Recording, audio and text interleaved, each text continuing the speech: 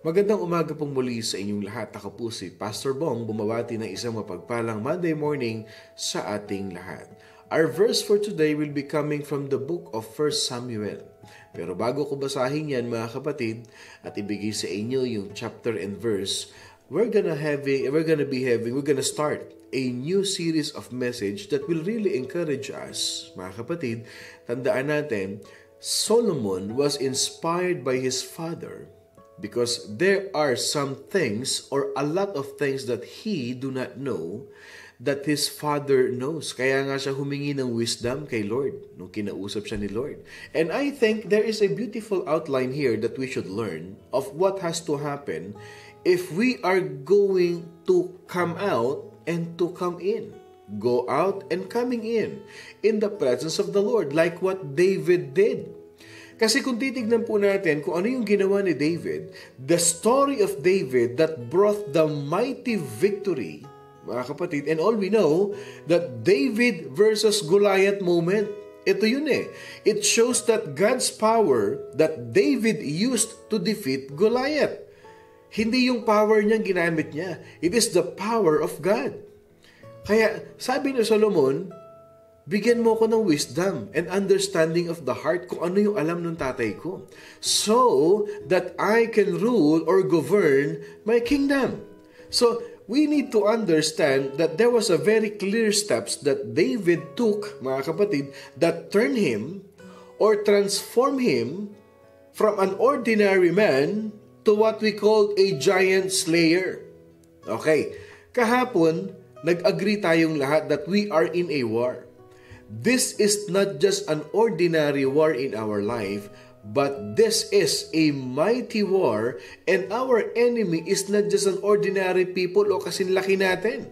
Because we are at war with these giants in life. Mga kapatid, yes, there are a lot of giants that we face, same like what David had experienced. But the good thing is, despite of his size, kahit na napakaliit ni David and Goliath was so huge, napakalaki higante ito, hindi siya tumagal sa power ni Lord. Now the question for us is this, okay? How many giants do you have in life? Financial giants, no? Yung mga health issues natin that we can really considered as a giant in life. Hindi mo na halos makita yung nasa harap mo kasi natatabunan ka na ng napakalaking giant sa harap mo. And there are many giants in life. We can consider all these problems are giants in life. O sabi ni Algin, hindi po mabilang. There are multitude. There are numerous giants in life where how can we defeat them? What are the steps that David took? Ano yung ginawa ni David? Let's read from the book of 1 Samuel chapter 17 verse 20. So David rose early in the morning, left the sheep with a keeper, and took the things and went as Jesse, his father, had commanded him, and he came to the camp as the army was going out to the fight and shouting for battle. Again, 1 Samuel chapter 17 verse 20, so David rose early in the morning, left the sheep with a keeper, and took the things and went as Jesse had commanded him. And he came to the camp as the army was going out to the fight and shouting for the battle. Okay, gumising daw ng maaga si David, and from these verses, we're gonna learn a very powerful lesson in the life of David. Ako, napakaganda nitong pag-aaralan natin mga kapatid. Not just I will gonna take that part and we're gonna meditate this situation. I want you to visualize, no, itong pag-aaralan natin. Because we're gonna keep going back to this scripture, itong 1 Samuel 17:20 na ito, just to clear our points. I'm gonna give you some points. Okay, uumpisahan natin ngayon. And I want you to notice, or just let me give you some qualities that we have to be real in our life. Okay? Ano yung dapat na maging qualities, character natin, just like David? To what? To defeat or to slay the giants in our life. So kung babasahin mo dito, number 1, the Bible said, I want you to notice this, that Jesse, his father, inutusan siya. His father told him to go down, at ano yung inutos sa kanya?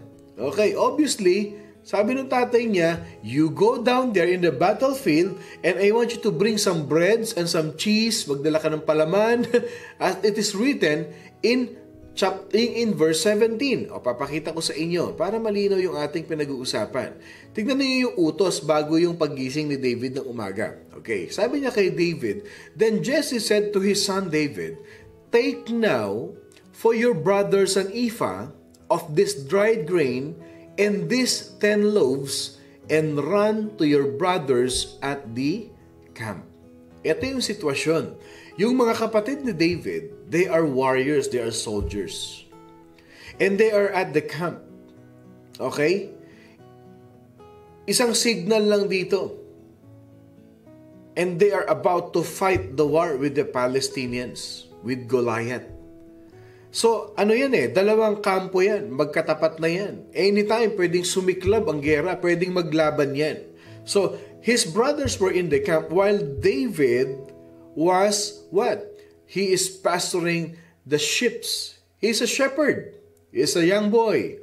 Inutusan siya ng tatay niya. O David, magdala ka ng tinapay sa mga kapatid mo. They are at war, baka nagugutom na yan. Ikaw ang taga-rasyon. Okay? So, noon pa lang meron ng food panda. Si David yun, taga-deliver ng pagkain. Okay? So, anong nangyari? Inutusan siya. Now, if you will see, okay? If you will see, there is a lesson that you can see in this verse. Number 1, bago to nangyari na ito mga kapatid, okay?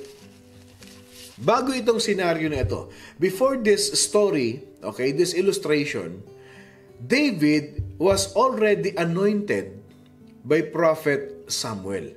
Okay? Inanoint na siya dito. And he was anointed to become the king of Israel. Pero hindi pa siya ina-appoint as king. Inanoint lang siya. Okay, you're gonna be a king of Israel. Okay, inanoint siya ni Prophet Samuel. Now, but when his father or his dad said to him, inutusan siya ng tatay niya, you go down. Pumunta ka ron. And basically, going down there is to what?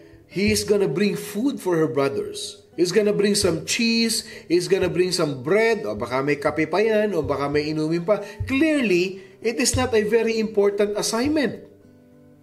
O kung sana sinabi ng tatay, pumunta ka ron, tumulong ka sa pagpaplano kung paano tatalunin yung mga kalaban natin. You go down there and be part of the planning on how are you going to defeat your enemies there. That's a very important task to do. O sabi natin na, okay, you go down there with your brother and you fight with them.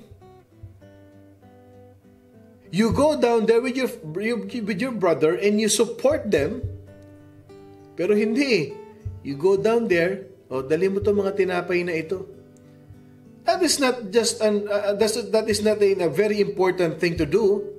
I want you to be a servant to your brothers. Biro mo, siya yung inanoint, but he was the one who became the servant of his brothers.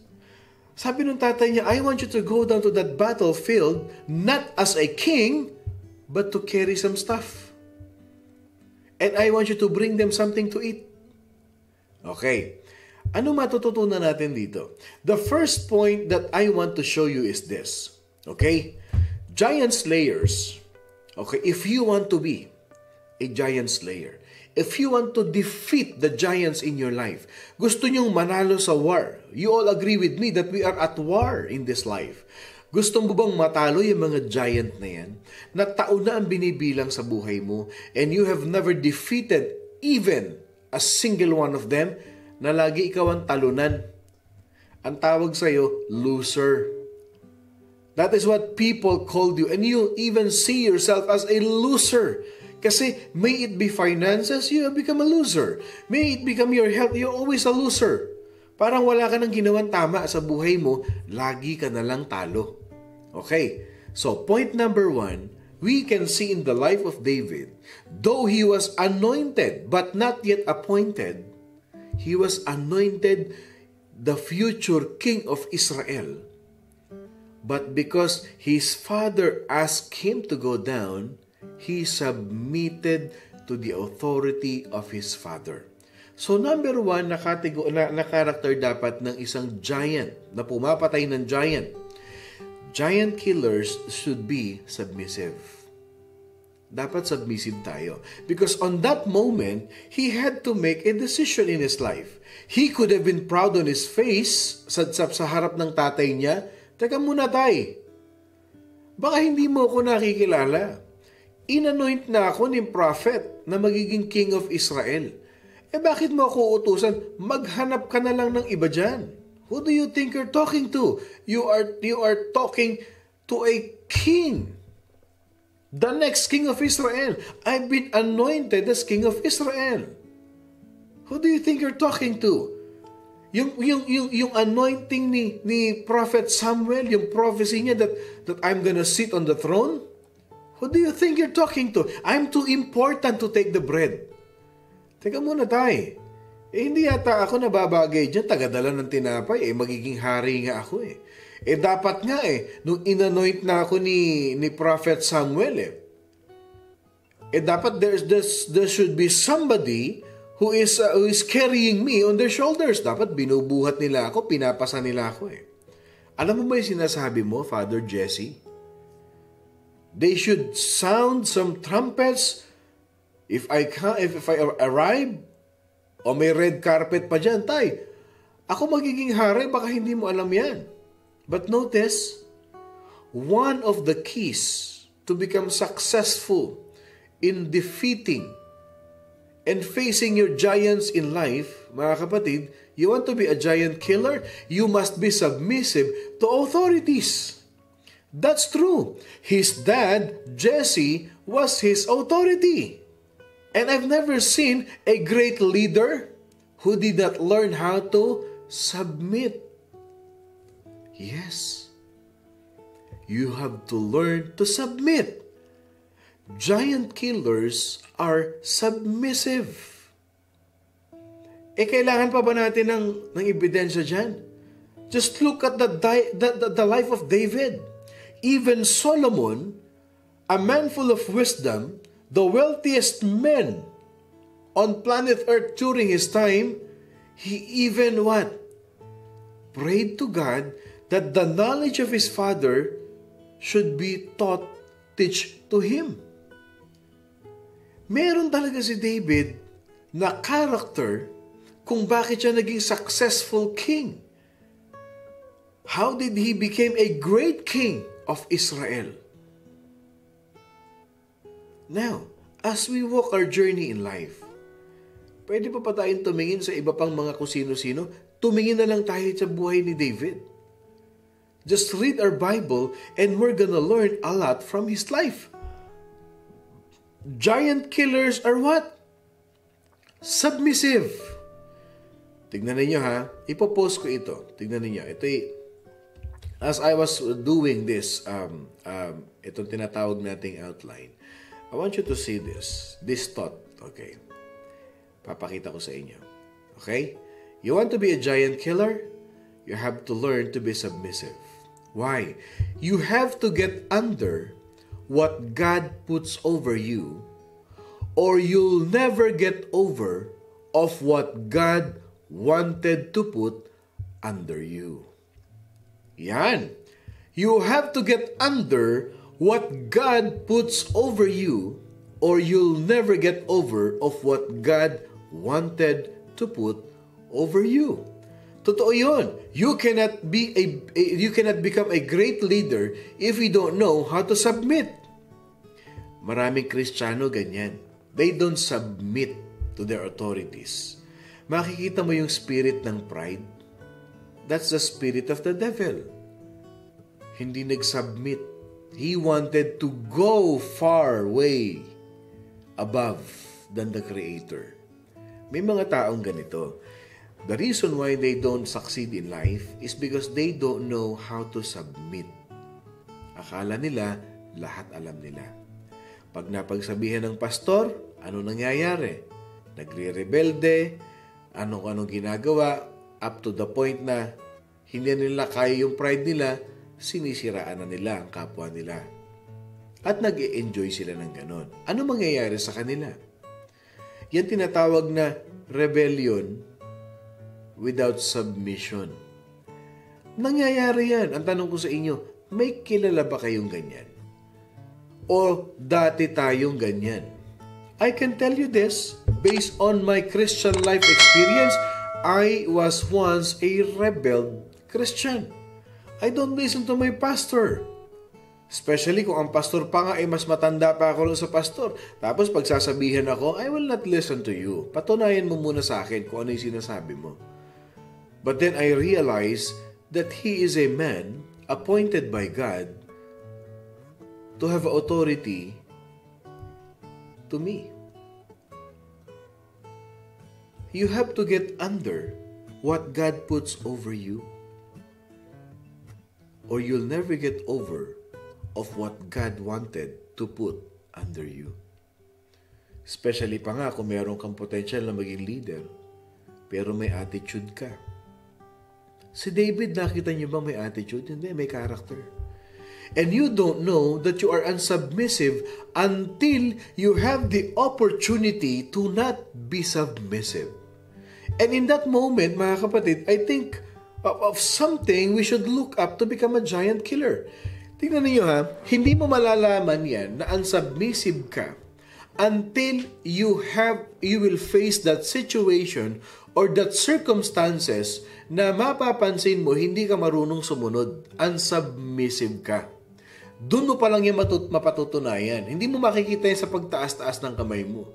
Hindi mo mapapatunayan yan. So, yung sa mga salita lang, yung mga bulaklak ng dila. No. You're gonna prove that in a situation where you have to submit and you have to obey. Eh kung sa Diyos nga, hindi tayo sumusunod eh. You can have a talent, because David was a remarkable musician. He is a good musician. You can have calling, and David was called. You can have the anointing, you can have the finances, you can have the skills in your ministry, but if you are not submissive to authorities, such as parents, such as spiritual leaders, hindi maganda.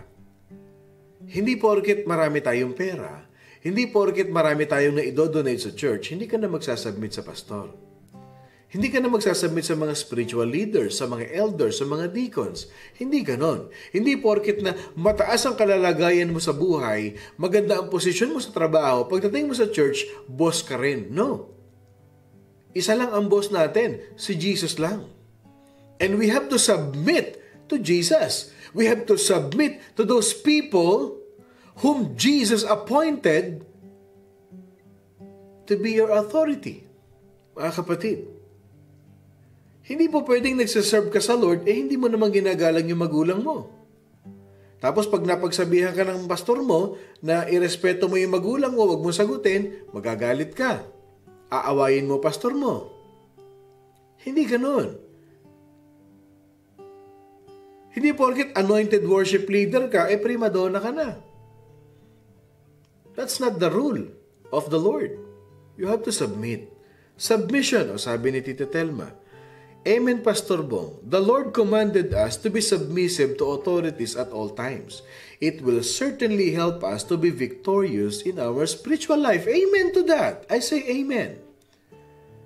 Ano sabi ng Romans 13 verse 1? Let every soul be subject unto the higher powers, for there is no power but of God. The powers that be are ordained of God. In other words, how do you react to authority? How you react to authorities in your life, to your pastor, to your spiritual leaders, to your boss, to your parents?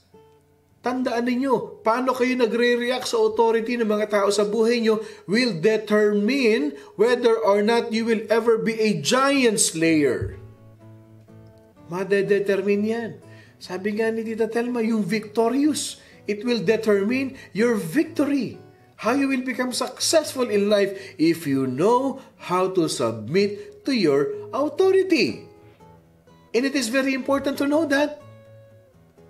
Can I hear an amen? Can I see an amen with you guys? Can I see an amen? If you are agreeing with what we are discussing today, mga kapatid, you have to submit yourselves and the giants will fall. You have to submit yourselves to the Word of God. You have to submit yourselves to the authority that God has placed in your life. Eto mga Christian hindi na nagsasubmit sa Word of God. Sa bagay, ano mga ba na may expect natin kung magsasubmit yan sa authority? Kung magsasubmit yan sa pastor? Kung magsasubmit yan sa mga church leaders? Sabi ng Bible, simple-simple, let not this book be departed from your mouth, but meditate on it day and night. Yun nga lang pagbabasa ng Bible. Sabihin sa'yo, Pastor, wala akong appetite magbasa ng Bible. Gusto ko lang tumugtog. Gusto ko lang kumanta. You are not submitting to the Word of God. Hindi ka nagbabasa ng Bible. Gusto mo kanta ka lang ng kanta, tugtog ka lang ng tugtog. Importante yun. Sa ministry, bago ka kumanta, bago ka tumugtog, mag-submit ka muna sa Word of God. Magbasa ka muna ng Bible. Importante yun. Sa bagay, doon pa nga lang, hindi ka na nagsasubmit, what more? Doon sa mga authority na nilagay ni Lord sa iyo. You have to submit. We have to submit ourselves to the authority of godly people that God has put you around. That's true. You have to open the door for you to sit under. Submitting ourselves, and if they are wrong, it's not for us to punish those people who gave the authority to us. Who the Lord gave authority to us. Tandaan ninyo, we submit, at kung nagkamali man ang mga tao na yan, let God deal with them.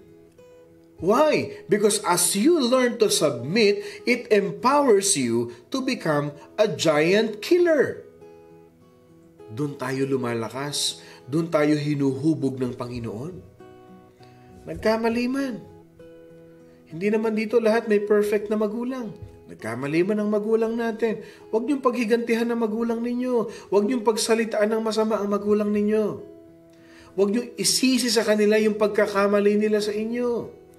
May ibang mga anak, hindi mo kasi ako pinalaki. O ito tuloy, wala akong tinapos. Ganito nangyari sa buhay ko, kasalanan mo to, kasalanan mo to, kasalanan mo to. Dumating din sa punto ng buhay ng magulang natin na hindi nila alam yung ginagawa nila noon. At nung sila nagkaedad na, hindi naman natin nakita kung paano nagsisisi yung mga magulang. Tayo ganito, sisisihin pa natin. May edad na nga, may sakit na nga sa puso, dadabugan mo pa. Lahat ng failure mo sa buhay, isinisisi mo sa nanay mo, isisisi mo sa tatay mo. Lahat na nangyari sa'yo, isisisi mo sa pastor mo. You are doing the blame game. No. You submit and let God deal with them. Yun ang submission sa Panginoon. Ano ba sabi ng Panginoon? Be still and know that I am God. Maging aral ito sa mga anak. Marami ko nakikita, nakakounselan. Hindi nila nakikita kung paano umiiyak yung mga magulang nila. Pastor, nagkamali po ako nung panahon na yun. Inaamin ko naman po. Ganito po ang ginawa ko, nagawa ko po ganito. Hindi ko po alam kung paano ko pa maibabalik yung pagmamahal ng anak ko. Our parents is God's given authority to our life. Same thing with our spiritual parents.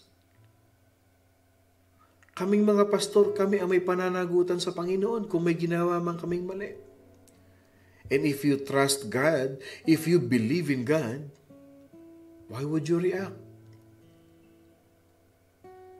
Why would you react?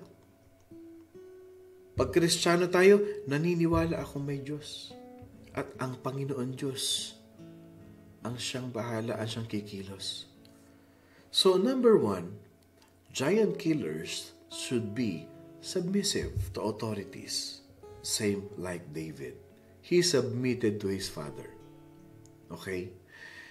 And second point, as we end, giant killers are what? They are disciplined. Ang disiplina sa buhay, napaka-importante. Nagseset ka ng standard sa buhay mo. Nagseset ka ng disiplina sa buhay mo. Tandaan po natin, lahat ng nangyayari sa buhay natin, lahat ng meron tayo, it's all about management. It's all about discipline. Huwag kang magkaroon ng disiplina sa pagkain mo. Katakot-takot, nasakit ang aanihin mo pag tumanda ka. Discipline. You discipline your mouth. You discipline your mind. You discipline your life. You watch how you talk to your parents. You watch how to speak to people that God has put in authority. Why? Because the devil knows that you just weaken tremendously on the battlefield. Dahil sa mga naranasan mo sa battlefield, yung sakit na naranasan mo, mahina ka eh. But when you are not in submission, lalo ka manghihina. I like what the Bible says that they went out from the trenches. Yung trenches, yung mga hinukay, they went out from the trenches. Mga kapatid, David rose early in the morning. He left the ship with the keeper and took the things and went as Jesse had commanded him. Ibinili niya yung mga ship. O, ikaw munang bahala rito, inuutusan ako ng tatay ko. Do you know that a giant can be 9 feet tall? At yung mga trenches, yung kanilang mga nilulubugan para magtago, the hole that they dig to defend themselves, to have a safe place, and then they will pop out to fight the enemy, to see the enemy. Sometimes, even though a giant may be 9 foot tall, if you are down, okay, nasa baba ka in the trenches and you are looking up, ang tingin mo dyan, 15 feet tall yan, mga kapatid. Because when you are down, notice, mga kapatid, that's when the enemy, the coming of the giants, yan ang strategy nila. He came when they were in the trenches. So when they look up, they will saw Goliath marching. And he will look bigger than he actually was. Ito yan. Ang significant niya sa atin, the more na bagsak tayo sa buhay, we are so down na parang nasa trenches tayo. Yung wala ka nang pupuntahan, hindi mo na alam ang gagawin mo, mga kapatid. You are so down. Mas lalong lumalaki yung mga giant na yan sa paningin mo.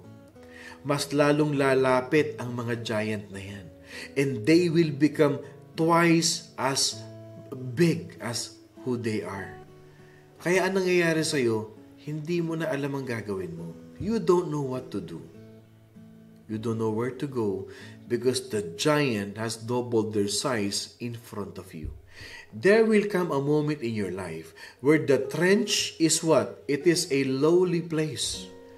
And that is where the enemy will show up when you are in your lowest point. The enemy does not show up when you are high and full of faith. Papasok ang problema, ang giant, ang kaaway when you are in the lowest point of your life. Pero pag mataas ang faith mo, you are the highest peak of your faith, of your worship, takot yan. Why? Because He loves to get you down. And when you are down below, on that trenches, He will show up. Strategically, you will see His appearance. The enemy became bigger and bigger because we are down. But if you get up, you will find, hindi ka naman pala ganyang kalaki. Kayang-kaya pala kita. You get up, you will find that the devil is not as big, as powerful as you thought he is. If you get up, you're gonna find out that spirit that is in front of you, mga kapatid, hindi kaya ng giant. Because why? God has not called you to be in that trench of depression. Hindi ka tinawag ng Panginoon Diyos para magmukmok ka, para magdramang bukid ka. Wala na akong pag-asa. I'm so down. I'm so helpless. Hindi ka ganyan. Hindi ka tinawag ng Diyos yan. God has called you to get up and become a giant killer. Giant killers are not only disciplined, giant killers are not only submissive, but giant killers, they get up. And that is what we're gonna learn tomorrow. I hope and pray na itong dalawang points natin ngayong umaga na ito help us to realize and to evaluate ourselves. Nasaan ba tayo nakatayo? And later on, we're gonna learn. We will be strengthened by the Word of God how to defeat and to slay and to kill the giants in our life. Let us pray. Lord, thank you for this day. Thank you for your wonderful word and for your wonderful presence in our life. Help us, Lord God, to stand on our feet, that we, your children, by the power of your Spirit, O Lord God Jesus, nothing is impossible. No, nothing can hinder us. Nothing can defeat us because you are with us. Salamat, Panginoon, sa umagang ito. Ang kalakasan na nagmumula sa iyo na ibinabahagi mo sa amin. We thank you, Father God, for your grace, for your mercy, and your blessings. May we enjoy the rest of the day, blessed and safe. Bless us with your traveling mercy, and may you bless the works of our hands wherever we are. Ano man ang ginagawa namin, pagpalain mong bawat isa. We submit this day to you in the name of the Father, the Son, and of the Holy Spirit. In Jesus' mighty name we pray, and all God's people say, Amen and Amen and Amen. Magandang umaga pong muli sa inyong lahat. Ako po si Pastor Bong, bumabati na isang mapagpalang Monday morning sa ating lahat. Lagi niyong tatandaan, follow the steps of David, how he defeated the giant. At huwag kakalimutan, we are blessed by God. See you all tonight sa ating Bible study, 7:30 p.m. to 8:30 p.m. We are blessed by God. I love you all, mga kapatid, with the love of the Lord, as in, solid. Love you all.